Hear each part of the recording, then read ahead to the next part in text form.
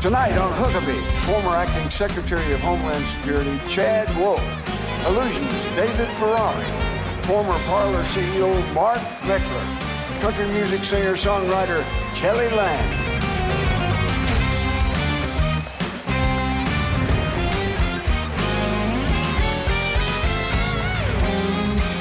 That's Trey Corley and the Music City Connection. And I'm your guest announcer, Ray Stevens. Now here's Mike Huckabee.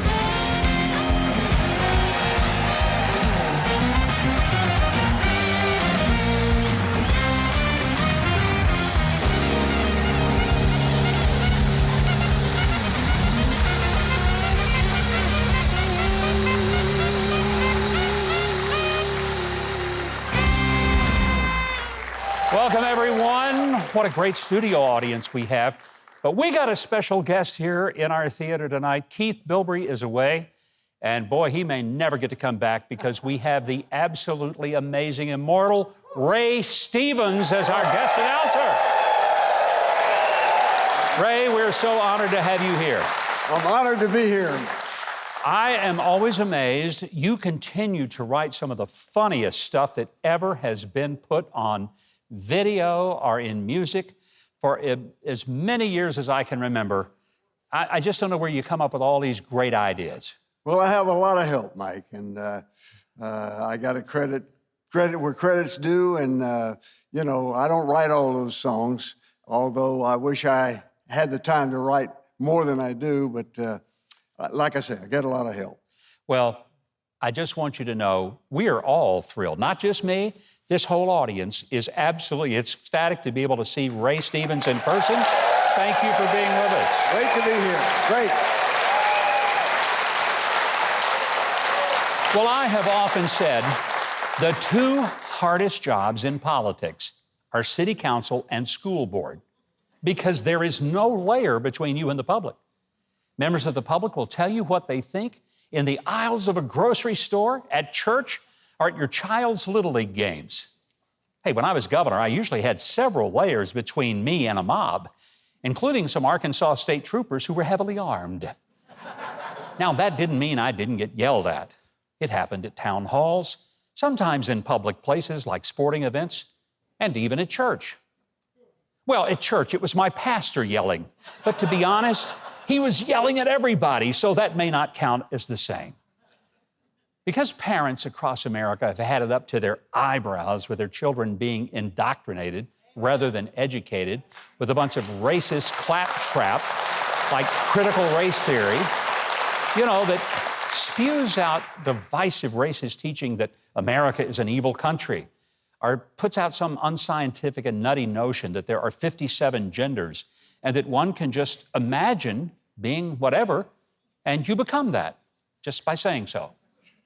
There are schools that are sponsoring some sick and twisted programs like Drag Queen Story Hour, where transvestites are invited to read sexually explicit stories to 6-year-old kids. So throughout the country, parents are finally pushing back against government-run schools that prohibit prayer but promote perversion. And what's the response by voter-elected public servants on school boards? They have asked the Biden Justice Department to bring in the FBI to stop these loudmouth parents from speaking out at school board meetings. And instead of laughing them out of the Justice Building, Attorney General Merrick Garland has decided to sick the FBI on the parents who dare to care about what their kids are being taught in taxpayer-funded schools. Democrat candidate for Virginia Governor Terry McAuliffe had an unintended moment of honesty when he actually said in a debate with his GOP opponent, Glenn Youngkin, that parents have no business questioning what teachers teach the children. Really? So the government owns your children, and you're to simply drop them off at school like dirty laundry, and when you pick them up, and their lives are stained with pornography, racism, and anti-Americanism, you're to thank the schools and keep paying for it? So the message to parents is simple. Shut up and turn your kids over to us. Hey, let's be absolutely clear. if someone actually threatens a school board member or any public official with bodily harm, that is a crime. But local law enforcement can handle that. There are laws to deal with it. But when a parent shows up at a public forum and expresses disgust at what his or her child is being taught, that is not domestic terrorism. That's called citizenship. And until recently,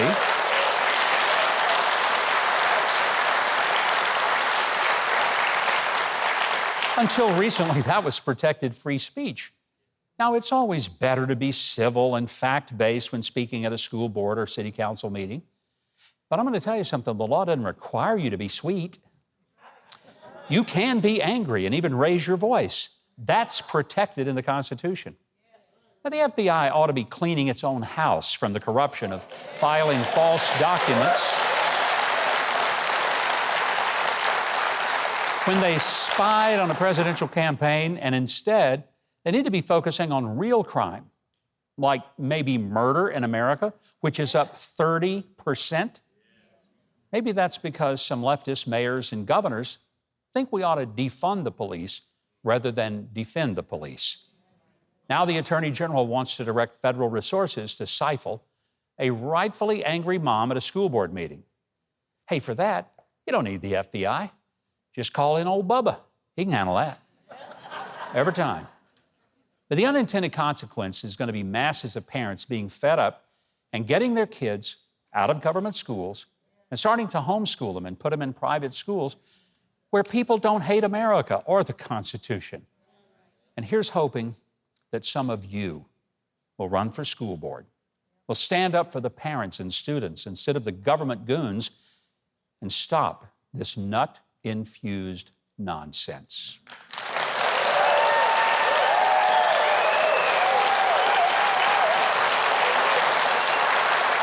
Well, there is no end in sight for the crisis at our southern border. Thousands of illegal immigrants continue to pour right into the country, overwhelming Border Patrol, law enforcement, and another 60,000 migrants could be in Texas in just the next few weeks. Chad Wolf is the former acting secretary of the Department of Homeland Security, and he says the tools to secure the border have been taken away. And this, what we're seeing, is the inevitable result. Would you welcome back to our show, Chad Wolf.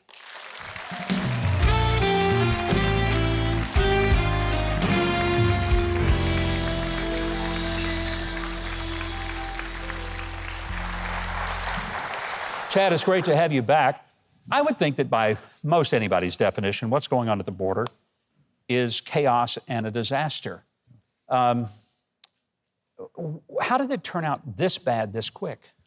Well, I think that's a great question. That's what a lot of Americans, as they look at some of the video and the pictures of the southern border, particularly the 15,000 Haitians under a bridge in Del Rio, they're asking themselves that question.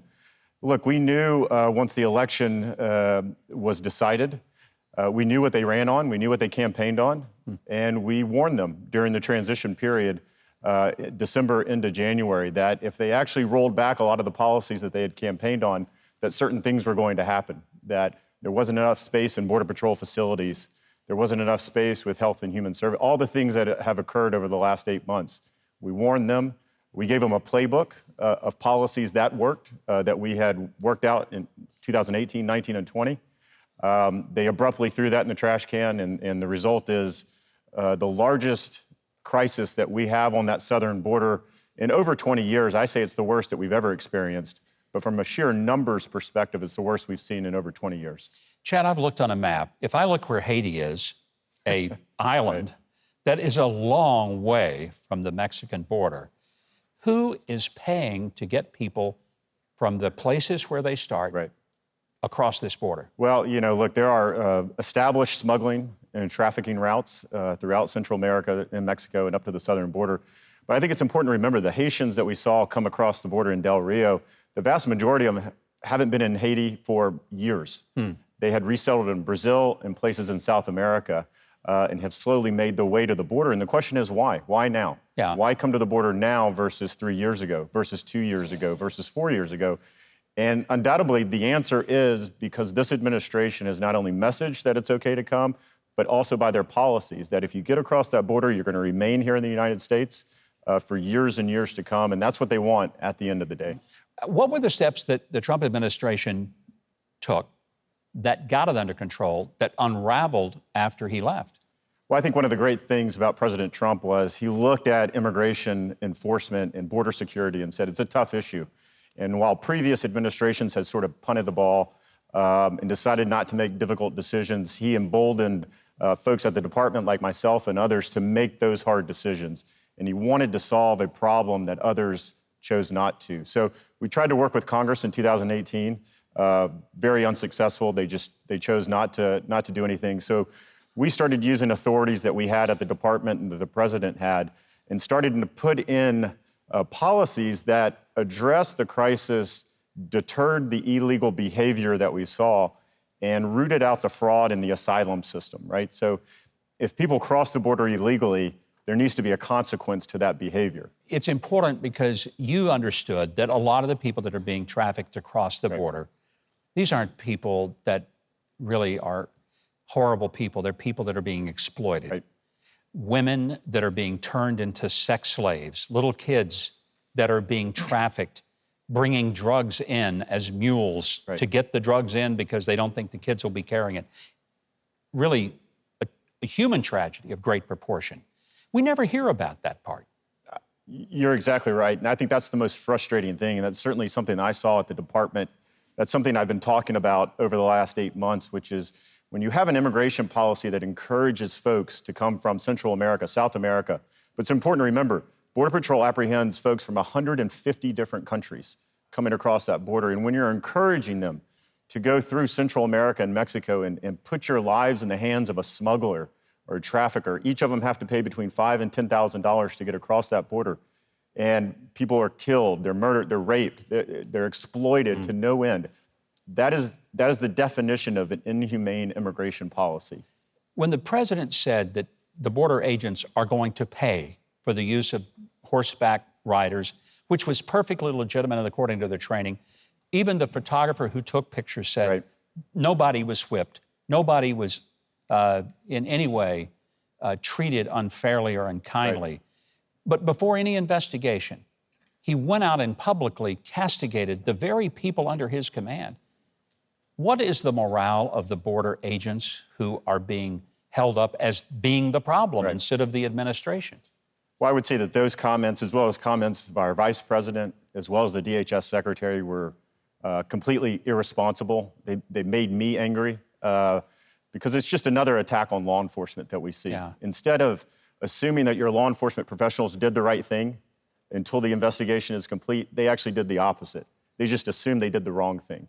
And I think, as you said, the facts, eyewitness testimony, and others have sort of verified they actually did what they were trained to do. Again, they're on horseback.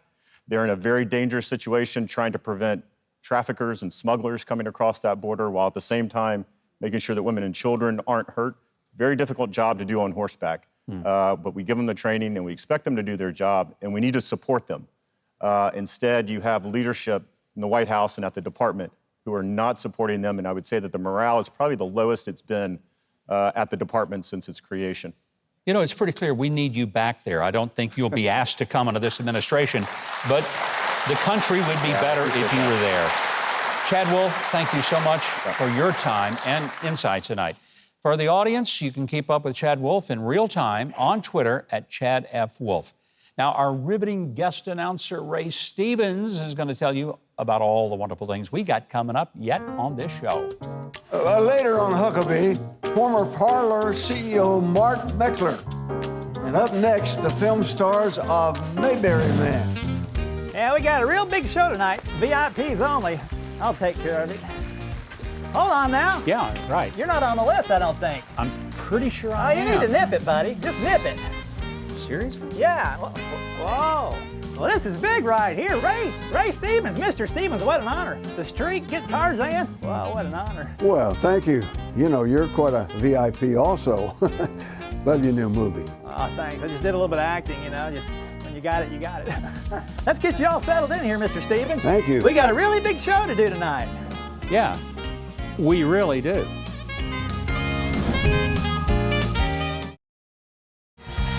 Go to MikeHuckabee.com and sign up for his free newsletter. And follow at Governor Mike Huckabee on Twitter. And welcome back, everyone. Now, as our warm-up comedian, Rick Roberts used to use his astounding Barney Fife impression to herd our audiences right into their seats. Rick is now one of the nation's top clean comics and corporate speakers. With the premiere of a brand new film called Mayberry Man, he's now a movie star. And together with co-star Alan Newsom, who's been impersonating the character Floyd Lawson for over 20 years, they have done a wonderful job of bringing Mayberry back to life. Would you give a warm welcome to our friends Rick Roberts and Alan Newsom? Welcome. You know, I should ask the audience, does everybody here love the old Andy Griffith show? Yeah? Who wouldn't love that great classic comedy, but always with an interesting lesson for it? Now, you guys have created something called Mayberry Man. It's a full-length motion picture. It's in theaters now. It can also be available on Amazon. How'd the movie come about, Rick? Well, Court and Stark Howe, they're brothers, and their dad was on the Andy Griffith Show as an extra. And they went to see a Mayberry Festival where they met Alan. And they thought, man, if we could put together a fish out of water story where a Hollywood actor gets involved with this Mayberry fan club, basically, and interacts with them, it might be a cool story. And so that's kind of how it started. And we both got asked to be on the thing. They knew Alan before they knew me. But it's really a movie about the fans and how they love on strangers and welcome them into a community. Now, Alan, I got to figure out, where did you come up with the idea you wanted to be Floyd Lawson, for heaven's sake? Well, I've been doing that since 1994. And there was another fellow that did Barney named David Browning, and he talked me into just coming to Mayberry Days in Mount Airy, North Carolina. In 1994, dressed up like Floyd, and I did it one time. I'm an electrical engineer. This is not normal. So you are not a barber. No, I am not. Did you bring clippers? And I do have scissors. You look a little shaggy in the back there.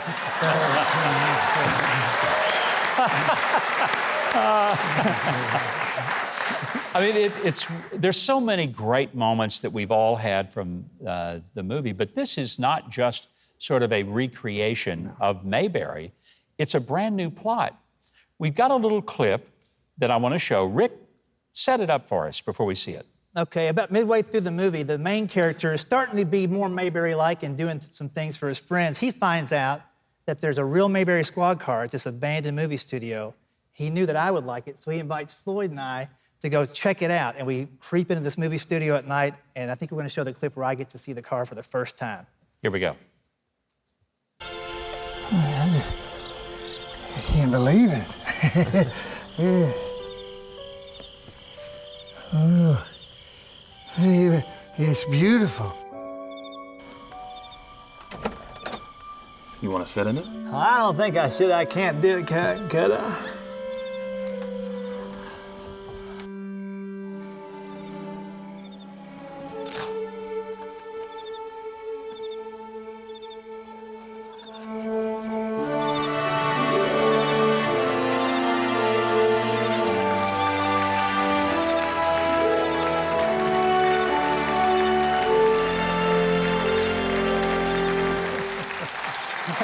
That is great. Rick, when I see you do the Barney Fife character, honestly, there are times when I can't remember, is that Rick Roberts or is that Don Knotts? Because you've got him down, I mean, to a T. Well, he was such a, I mean, as a kid, that was my favorite show, and he's always been my favorite actor. So when I stumbled into the possibility of doing that in character in my stand-up and sometimes in life situations, I was like, I'm gonna study and really try to learn him, study really close. And I'm glad it came out across the screen, man. He's such a fun guy. Well, it was such a classic show, and the characters were unique. They were powerful in that they had, I guess, a great connection with people. You could almost see people in your own hometown in the characters from Mayberry. I mean, we all kind of knew there was a Floyd the barber in every little community. I grew up, there were definitely Ernest T's that lived in my town. I grew up in a small town. Was there an Otis? Well, no, we were a dry county. I don't think that had anything to do with it. No, it didn't. So we had church ladies that were like Aunt Bee and Yeah. others. And yeah, it's something you can relate to, I believe. And to me, the Andy Griffith Show is an ideal that we can strive towards, where people were kind to each other, people loved each other, there was family, the church, all that stuff was there. And it's just something I think we can wish the world was really like that. Rick, I heard someone say that the reason that everybody on Mayberry was so well adjusted and so happy, they were all single. None of them were married. That's right. Except for Otis, and look what happened there. Yeah, Otis was the only one married, and he stayed in the drunk tank all the time. Well, you got to cope with it however you can. I don't think that's actually the lesson we want to get across from Mayberry. No. But it clearly has resonated with people. When people see Mayberry Man, what is it they're going to connect to that you feel like is going to be a warm-hearted, very positive message? Well, I think the main thing is they're going to see themselves in it. It's really a movie about the fans. You know, it's not a remake of the Andy Griffith Show. It's just what happens when all these fans get together. So if you've ever watched an episode and just loved it, you're the audience for this group, you know. It's going to be a fun movie for you to see. Can't wait for everybody to see it. You can stream Mayberry Man right now on Amazon. You can also learn more at mayberrymanmovie.com. And you can find all you need to know about the rest of this show if you just turn your attention to our guest announcer, Mr. Ray Stevens, right now. Coming up, former Parler interim CEO Mark Meckler, and still to come, the magic of David Ferrari. You're watching Huckabee.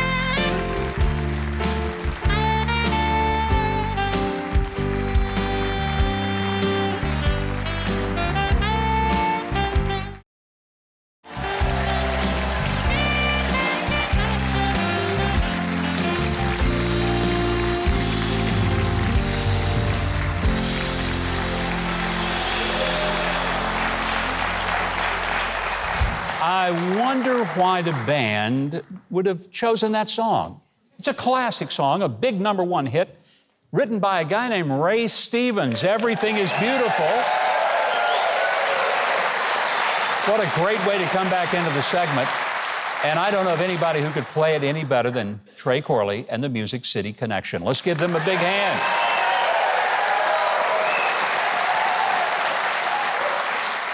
A Facebook insider this week blew the whistle on her former employer, telling members of Congress that the social media giant is tearing our society apart. She says basically that more censorship and government intervention in the form of increased regulations is the remedy. Boy, did Facebook, Apple, Amazon, and Google not like that approach at all.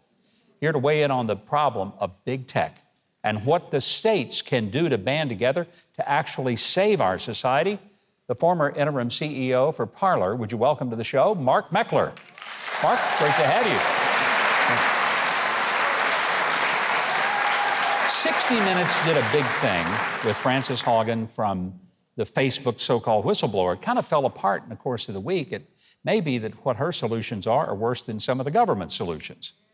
Yeah, I think what she's looking for, what she's proposing, is big government regulation of big tech. I think the big tell, there were two big tells in her testimony. One was the fact that she was complaining about things that everybody already knew. There was no actual news broken. And we've heard over the week that she is definitely a dyed-in-the-wool leftist activist. But we also heard her say she tied all of it to the January 6th events. And somehow this turned from Facebook generally into aiming at conservatives. And this is where you see Zuckerberg come into play. He issued a release saying, you know, she doesn't know anything. She has no idea what she's talking about.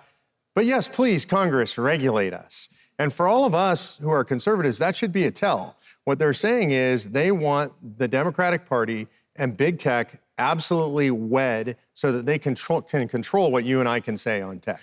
You know, the typical line that Facebook and Apple and other companies use is that, hey, we're a competitive society. If you don't like Facebook, come up with an alternative. You did that. Parler was exactly that. Hundreds of thousands of people were going to Parler, and then the big guys decided, we don't want competition after all. Yeah. What did they do to you? Yeah, and to be fair, I wasn't involved with starting it up, and that was started by some great patriots, and I came in after it got wiped offline to help them get back online. And so basically what they did, and sort of the part of the story that most people don't know, is they didn't only shut down the servers, they shut down what's called domain name registration. You know, you've registered your website at GoDaddy. Yeah. That went away. The ability to process financial transactions went away, virus protection went away.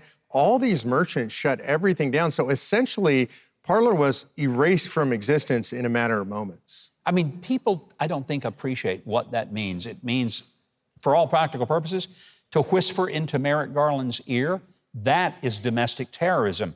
When you shut people down and you don't allow them even the opportunity to speak and be heard, and you take away their platform. That's what's happening in America.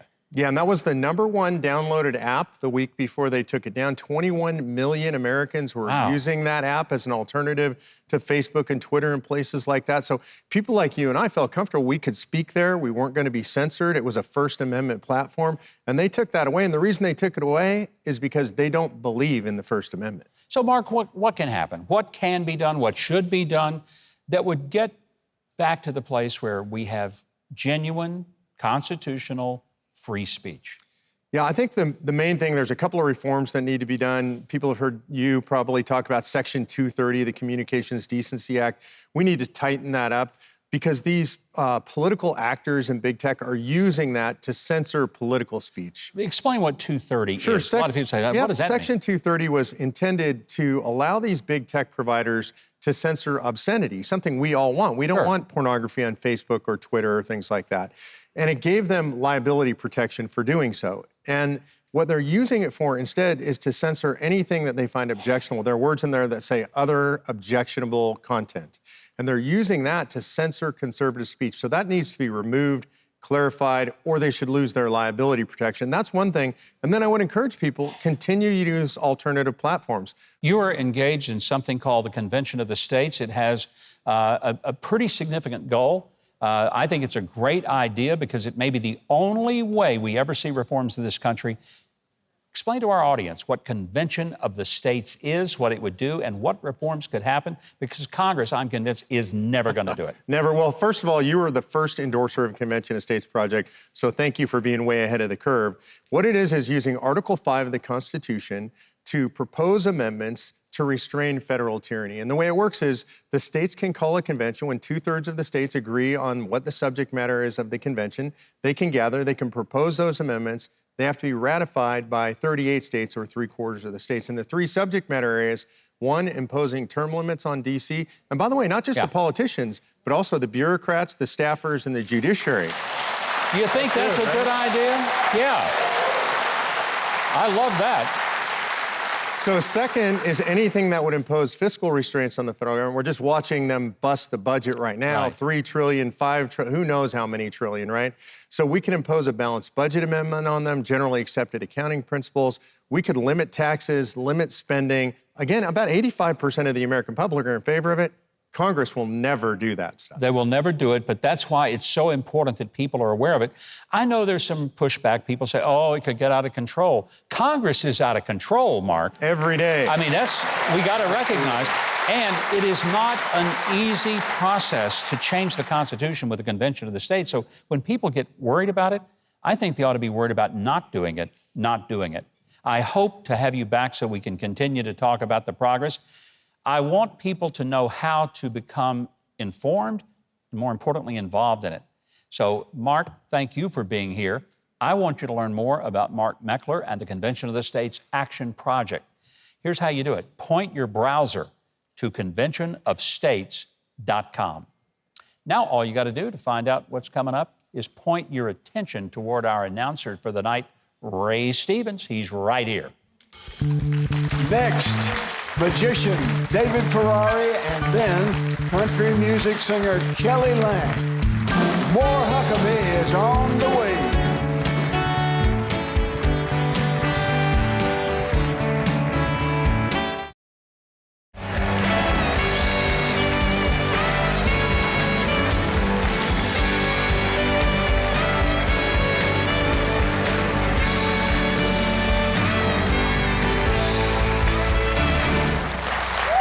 Welcome back. My next guest is a master illusionist whose mixture of magic and music has earned him the nickname the rock star of magic. Yeah. He is a recipient of the Merlin Award, and his show, The Icons of Magic, opens October the 29th at the Legends Theater in Orlando, where Mickey lives. You remember Mickey. Would you please welcome the amazing David Ferrari?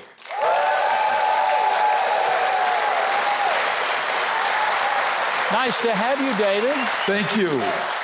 It is an honor to be here. Thank you, Governor. And you have asked that I come out and hang out, I guess, so I can learn all your tricks, right? We have some fun things tonight we're going to do. So let's get started.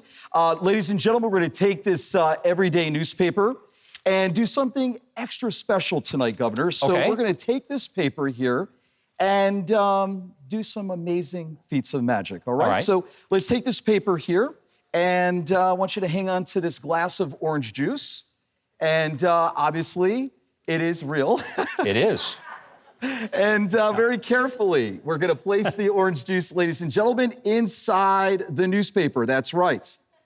You see, when you believe in magic, you can make miracles take place. Let me show you, Governor. Okay. You see, we know if you put liquid in a newspaper, it's going to leak, but not in the world of magic. That's real orange juice, by the way. As you can see, the newspaper is completely dry, and all we have to do really carefully is fold the newspaper up. Again, please hold the glass straight. You're doing awesome. No Look way. at this. That No way. is magic. Wow. Mop in aisle 7. We'll get it See, later. that's why I always come prepared there. You see? That's now all you see right. it, now you don't. That's pretty clever. Thank you so much. And talking about orange juice, I have 2 jumbo oranges here. I'd like you to please All hang right. on to. I will. Now, please do me a favor, Governor. Okay. Take your time. You have 2 different oranges. Yeah. Please choose one for me. I choose this one. Are you sure? Absolutely You can sure. change your mind if you like. No. Okay, That's please this take that one right there. Okay. Excellent. I like this one. In case it gets a little messy, we're prepared. And we're going to place that back inside the All right. table. Fantastic. Now, do me a favor. I want Okay. you to examine the orange.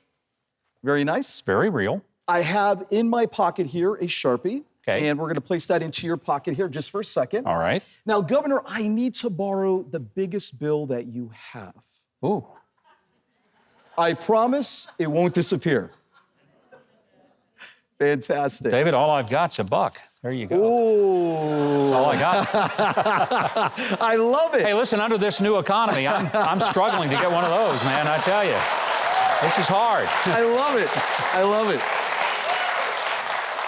This is going to do perfectly. So here's what we're going to do. We're going to take the dollar bill. I'm going to have you hang on to it. Okay. Please, nice and big so the audience can see. Place the Sharpie. Just draw your first and last initial. On the bill? On the bill, on the face. Oh, okay. Nice and big so the audience can see, all right? Be like the Treasury Secretary. I get to That's sign the right. dollar bill. That way we know it's the same bill. Yep. Now, we're going to cap the Sharpie. Okay. Excellent. Now, Governor, please fold that in 8ths for me, okay? Okay. 1, Excellent. 2, Very good. 3, 4. Well, that would be That's perfect. okay. That's perfect. That's Arkansas math. We get down to the 8ths there. It's pretty. It's really an illusion. I love it. Here we go, ladies and gentlemen. We're going to place the bill that Governor signed very carefully. Don't blink. It goes inside my hands. Okay. Just by thinking about it, it has vanished from the right hand and the left hand, but this is very odd. You'll see that it's No. been in full view Yeah. the entire time. As have your hands. Yes. I want you to do me a favor. Take your thumb and just plunge it into the orange for me. Into the orange. Yes, we'll do it right here. I know in case it gets a little messy. Very good, Governor. You're doing fantastic. I Now- stuck in my thumb and pulled out an orange and said, what a good boy am I. I love it. So we're going to take it very carefully, Governor. Excellent. Ladies and gentlemen, witness the impossible. Right before your eyes, we reach inside No for the first time. way. And I'm not kidding, because all the way inside the orange is a bill. But if we unfold that bill, Governor, and to the amazement of the audience, let's show them what we have Forget here. the audience, it's to the amazement of me.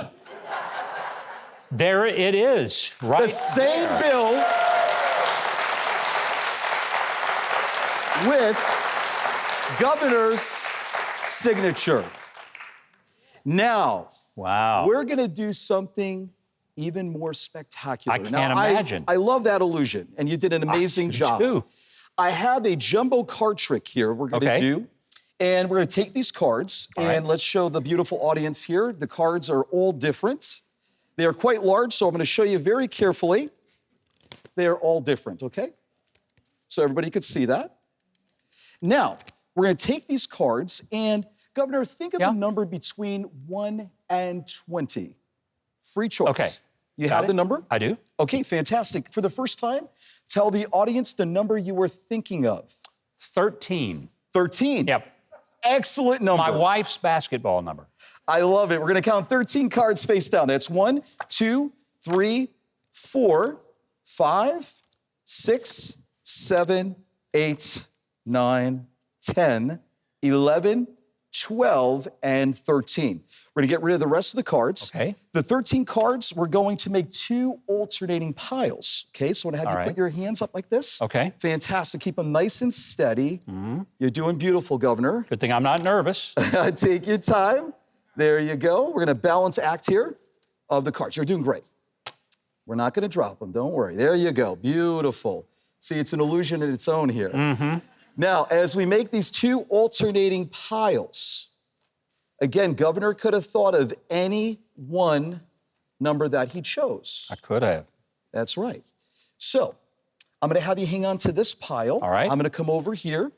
For the first time, ladies and gentlemen, I have this big frame that has been in the full view during the entire illusion.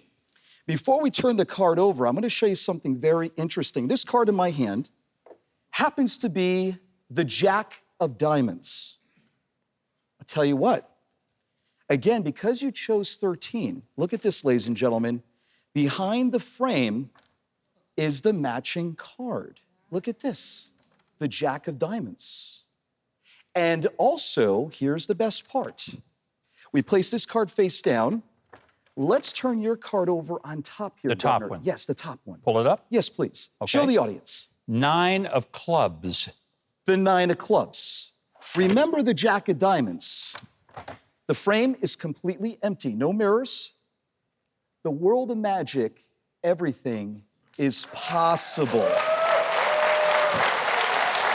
Thank you, David Ferrari. You can find everything else you need to know at iconsofmagic.com. Do not miss it. Speaking of magic, I think Ray Stevens may have a little bit of a trick up his sleeve for our show tonight. Look up that sleeve, Ray, and tell us what you got. Coming up, country music star Kelly Lang's inspiring cancer survival story. Stay with Huckabee.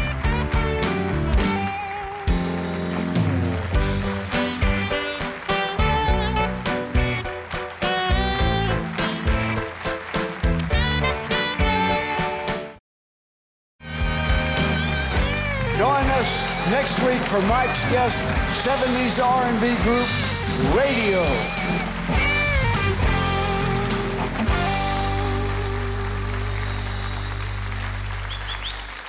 Welcome back. Now, before I introduce my next guest, I just want to say thanks to Ray Stevens for joining us tonight as our guest announcer. What a pleasure having him here. He's got a brand new album, and it's called Ain't Nothing Funny Anymore.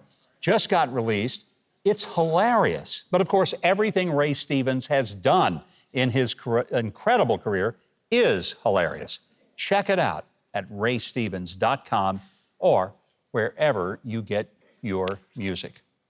Now, almost 17 years ago, Kelly Lang wrote her hit song, I'm Not Going Anywhere, after being inspired by a friend who was a caretaker for a cancer patient. Shortly after composing the song, Kelly was diagnosed with breast cancer herself, and she needed care. And the song took on a whole new meaning for her in a deeply personal way. October is Breast Cancer Awareness Month, and this week, Kelly has released an inspiring story in a wonderful new book. It's called I'm Not Going Anywhere. Please welcome back to the show her husband, T.G. Shepherd, and the very courageous and wonderful Kelly Lang. Thank you. Great having you guys here. I'm so happy to be here. I'm so excited about the project. First of all, I wore a pink tie and shirt just to identify with you for 17 years of being cancer-free. Thank you. I'm so happy. Thank you so much. I'm honored that Olivia Newton-John wrote the foreword for the book, and she too is a cancer, we call it ourselves thrivers instead of just survivors. So her encouragement in writing the book was really special for me as well. But thank you for allowing me to share it. What a great opportunity. I think it's an incredible story. You've told it in such a very honest way. Yes. Because sometimes when people read books and folks tell their story about a cancer journey, it's almost like, yeah, I had cancer, but, you know, I prayed and everything just turned out beautiful and it was easy and bang, it was fine. It was really... It's not your story. No, it wasn't. When we were cleaning out our garage through the pandemic, I ran across a lot of just scrap papers that I had written down because the doctors said this could be terminal and you might want to do a video or write something for your children at that point, and they were really young at the time. And I just couldn't bring myself to really forward with that. I kept the notes for some reason, and my friend Kim Fannin suggested that I might want to now make it into a book to be inspirational for somebody else maybe going through this. And I prayed to God when I was going through my situation that if He would just heal me, I would try my very, very best to be a light for someone else, because I really didn't have anybody to speak with, being that I was 36 years old when I was diagnosed. And so I'm 17 years out now, and praise God, He allowed me this opportunity to share my story bravely. Were there times, Kelly, that you wondered if you would ever go back on stage and sing again, that you would ever be able to be the Kelly Lang that we knew as a singer? Well, the book is really an interesting arc. It starts out with me being a young, innocent, ready to go conquer the world as an artist. Star Search things are in there. And then it goes to, wow, you hit a brick wall. I had a choice. I could crumble and I could allow this thing to be my death sentence. But you know what I chose? I chose to make it my life sentence. And I chose to make my life matter and do things bolder and more appreciatively. And it shows you how you can go from the worst day of your life to the best days of your life and not giving up. Do you also find that when people are diagnosed with cancer, someone like you can relate to them in a way that others can't? And you bring a comfort. It's like that scripture in 2 Corinthians 1. You give comfort wherewith the comfort you have been comforted with. Oh, that's beautiful. You've got the power that you've had. You can now share it, but you couldn't have done it without having gone through it. Absolutely. I'm grateful for the experience. I don't want to go through it again, but I feel like I have had more appreciation for the rest of my life. I'm grateful that it came at such a young age, because now I've lived so many more years awakened, you know, to say thank you for the trees and the sky, things that I would have overlooked before. In the book, you talk about this guy sitting next to you, Yes. T.G. Shepherd. We know and love him as one of the great singer-songwriters from the past several decades. How did he play a role in this whole wonderful story about I'm not going anywhere? Well, I wrote the song before I was diagnosed, like you said, and we were just dating. We had been only together 3 years or so, and we weren't in a committed, like getting down to getting married anytime soon. He had gone through a really big financial crisis. Here I am, you know, with 2 little kids with breast cancer. Timing was really off. Not ideal. Not ideal. Yeah. And so nobody knows all the behind the scenes, but we decided to allow this to be known publicly because people can learn from that experience that, you know, everybody's got something, in other words. And I let myself, my guard down. I took my wig off, took all my makeup off, and I was getting out of the shower and I started just moaning, crying, and looking in the mirror. I looked like a monster, had marks all over me and bald and green. And we never lived together before we got married, but he did have a key to my apartment. He was dropping something off and he heard me screaming and crying in the bathroom. My kids were at school. And he walked in and he saw me look so badly. I never let him see me look like that. Yeah. And Governor, he pulled me down on his lap in my closet floor and wrapped me around in a white terry cloth robe and was rocking me like a baby. And he kissed my bald head and he said, "Kelly, you're the most beautiful woman." And I said, "You need to go. It's time for you to go. Here's your door out." And you know what he said? He said, "I'm not going anywhere." Wow. Whoa. Wow. You could make a song and a book out of something like that. Good. I cannot tell you enough beautiful things about this man, and that's not the reason I would have married him, but it sure didn't hurt. A lot of people don't realize that when your spouse or your partner is going through cancer, you also are going through a cancer. Yeah. You may not feel the pain they feel, but you see the emotional pain, and it really, really hurts. And the only thing that got us through that was a lot of prayer. But we made it through, and hopefully she will be a light for anybody else who may be going through something like that now or in the future. A lot of people are dealing with what you've experienced. You're going to be a great help to them, and I hope people will get the book, get the song, be encouraged and blessed by it. You can get a copy of Kelly's book, I'm Not Going Anywhere. You can get it now on Amazon. You can also get it at kellylang.net. And while you're there, be sure to find all the great music that Kelly's got. And also, after the show, go to Huckabee.tv. We've got a digital exclusive performance of Quando, Quando, Quando by Kelly Lang and T.G. Shepherd. But first, right after the break, Kelly is going to be singing an incredible song for cancer fighters, I'm Not Going Anywhere. And you better not go anywhere either. We'll be right back.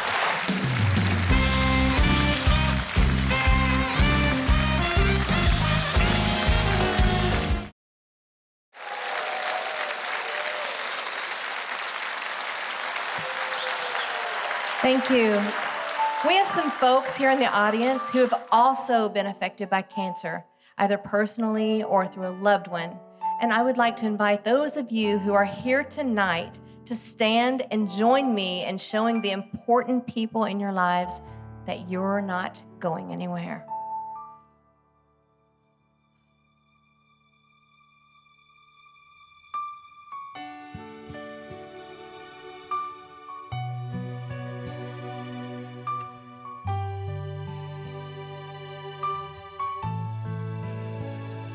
Take my hand, don't let go. Look in my eyes and in my soul. Hold me close, hold me near. Please let go of all your fear. I'm not going anywhere. Seasons change with the wind, but I'll be here till the end. Friends may come and then they go, but there's one thing you should know, I'm not going anywhere.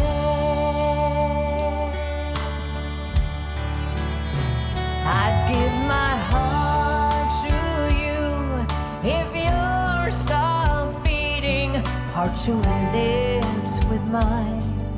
If you weren't breathing, you have no burden that I wouldn't bear. I'm not going anywhere.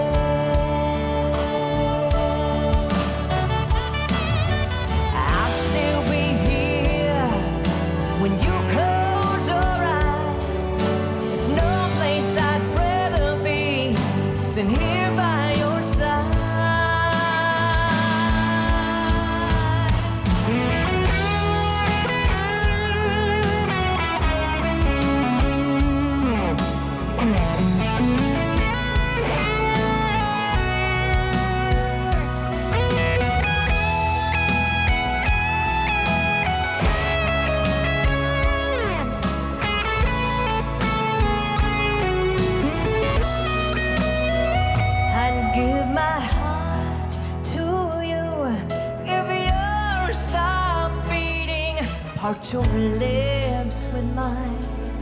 If you weren't breathing, you have no burden that I wouldn't bear.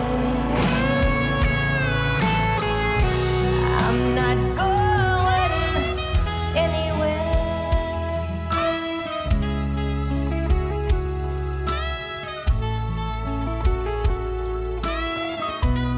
I'm not going anywhere.